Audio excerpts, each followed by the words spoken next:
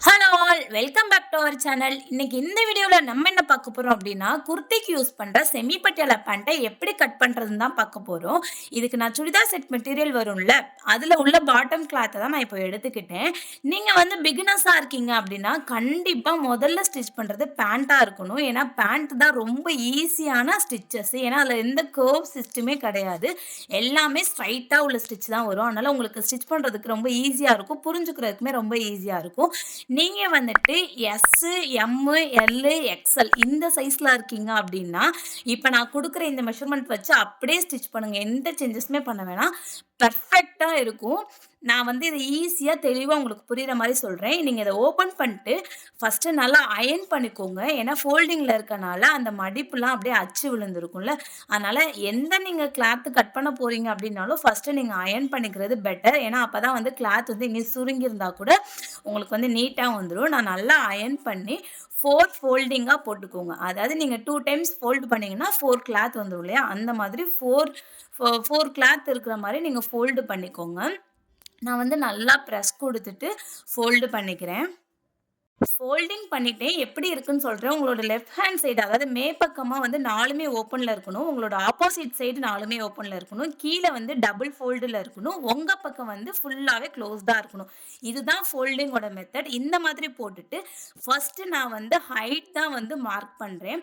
35 inch இந்த மாதிரி ஃபுல்லா அந்த கிளாத்ல இருக்கிறது ஃபுல்லாவே இப்ப நான் காட்டுற மாரி மார்க் பண்ணிட்டு, அந்த மார்க்கிங் எல்லாம் ஜாயின் பண்ணி ஒரு ஸ்ட்ரைட் லைன் போட்டுக்கோங்க. மார்க்கிங் உங்களுக்கு தெரியலன்னா நான் மென்ஷன் பண்றேன் பார்த்துக்கோங்க. இப்ப கிராட்ச் லென்த் தான் மார்க் பண்றேன். அந்த கிளாத்தோட எட்ஜ்ல அதாவது 4 ஓப்பன்ல இருக்கும் இல்லையா? அந்த சைடு வந்து ஒரு 9 இன்ச் மார்க் பண்ணிக்கோங்க. இப்ப கீழ பாட்டமோட ஓப்பன் வந்து 7.5 மார்க் பண்ணியிருக்கேன். இப்ப அந்த 7.5யையும் இந்த கிராட்ச் லென்த் நம்ம 9 மார்க் பண்ணோம் இல்லையா? அதையுமே ஜாயின் பண்ணி ஒரு கர்வ் மாரி அதாவது பேண்டோட ஷேப் நம்ம குடுப்போம்ல, அது வந்து நீங்க குடுத்துக்கோங்க. மறுபடியும் ஒன் டைம் சொல்றேன். நல்லா பார்த்துக்கோங்க. கீழ இருந்து மேல 35 மார்க் பண்ணேன் ஹைட்டு. அதிலிருந்து ஒரு 9 இன்ச் கிராட்ச் மார்க் பண்ணேன். 7.5 பாட்டம் மார்க் பண்ணி அது 2யுமே ஜாயின் பண்ணிட்டேன். இப்ப நமக்கு வேண்டியது அந்த பெல்ட் பீஸ். அதாவது மேல ஒரு பட்டி மாரி வச்சிருப்பாங்களே தனியா பெல்ட். அதுதான் நம்ம இப்ப வந்து மார்க் பண்ண போறோம். அதுக்கு வந்து மேல உங்களுக்கு இடம் இருக்கு அப்டின்னா, நீங்க இங்கேயே மார்க் பண்ணிக்கலாம். இல்ல அப்டின்னா, அந்த கர்வ் போக பேலன்ஸ் உள்ள கிளாத்ல தான் மார்க் பண்ணணும். அந்த பேலன்ஸ் உள்ள ஏரியால எப்படி மார்க் பண்ணணும்னு சொல்லிட்டு இப்ப நான் உங்களுக்கு காட்டுறேன்.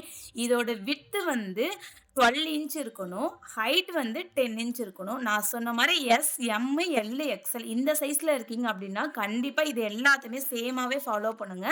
எந்த டிஃபரண்ட்டுமே பண்ண வேணாம். கரெக்ட்டா இருக்கும். இந்த மாரி தான் நீங்க மார்க் பண்ணிக்கணும். அதாவது விட்த் 12ம் கீழ வந்து 10ம் மார்க் பண்ணிக்கோங்க. இப்ப எனக்கு மேலேயே கிளாத் இருக்கு அப்டின்றனால, நான் மேலேயே வந்து கட் பண்ணிக்கிறேன். அதே மெஷர்மென்ட் தான் நான் மேலேயுமே கட் பண்றேன். 12 இன்ச்சும் ஹைட் வந்து 10 இன்ச்சும் மார்க் பண்ணி ஒரு பாக்ஸ் மட்டும் கிரியேட் பண்ணிக்கோங்க. இந்த பாக்ஸ கிரியேட் பண்ணிட்டு ஃபர்ஸ்ட்டு அத மட்டும் நம்ம கட் பண்ணி எடுத்துக்கணும். ஏன்னா மேல பெல்ட் வந்து நம்ம தனியா தான் அட்டாச் பண்ணுவோம். ப்ளீட் வச்சு நம்ம அட்டாச் பண்ணுவோம். அதனால ஃபர்ஸ்ட்டு இத மட்டும் நம்ம கட் பண்ணி எடுத்துக்கணும். இப்ப நான் கட் பண்றேன் பார்த்தீங்களா? அதனால அத மட்டும் நீங்க தனியா கட் பண்ணி எடுத்து வச்சுக்கோங்க. நெக்ஸ்ட்டு பேண்டோட கீழ உள்ள கிளாத்த தான் நம்ம கட் பண்றோம். அந்த பாட்டம் ஏரியால இருந்து அந்த கர்வ வந்து ஸ்டார்ட் பண்ணுங்க. கிராட்ச் ஏரியால ஃபினிஷ் பண்ணிக்கோங்க. இப்ப ஃபினிஷ் பண்ணிட்டீங்கன்னா, கீழ மட்டும் எப்படி இருக்கும்னா, ஃபோல்டிங்ல இருக்கும். அதாவது அந்த பாட்டம்ல மட்டும் ஃபோல்டிங்ல இருக்கும்.